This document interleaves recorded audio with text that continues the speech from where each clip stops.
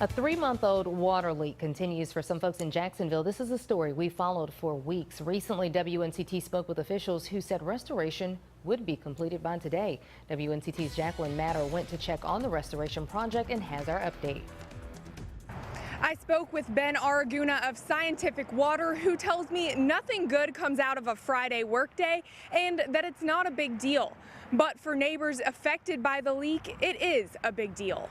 Get to it and get it done and solve it and be on your way. Folks that live off Gum Branch Road and Shamrock Drive say the water leak has been streaming nearly a gallon of water every 10 minutes for the past 3 months. Just last week, Scientific Water finally stepped up and admitted to the leak being from their line after months of saying the leak didn't belong to them.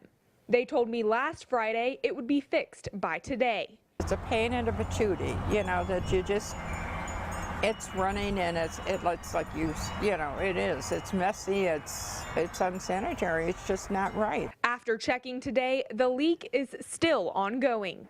I spoke with Ben Araguna, a spokesman for Scientific Water, who tells me he had to get approval from NC 811 before digging on the galvanized line that has been in place since the early 60s. He says he received approval around 10:18 last night, but Friday workdays are not efficient days for his staff due to their unwillingness to work. But for Mrs. Howick, a resident there, she says she doesn't understand why the issue hasn't been fixed.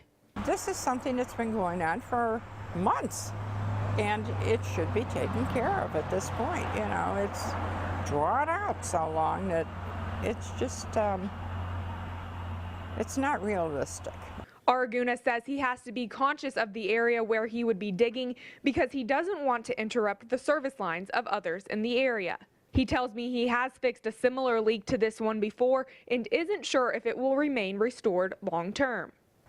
Araguna says the leak is not causing any health concerns and will not result in extra charges to customers. He now tells me his crews should have the water leak fixed by early next week. In Jacksonville, Jacqueline Matter, 9 on your side.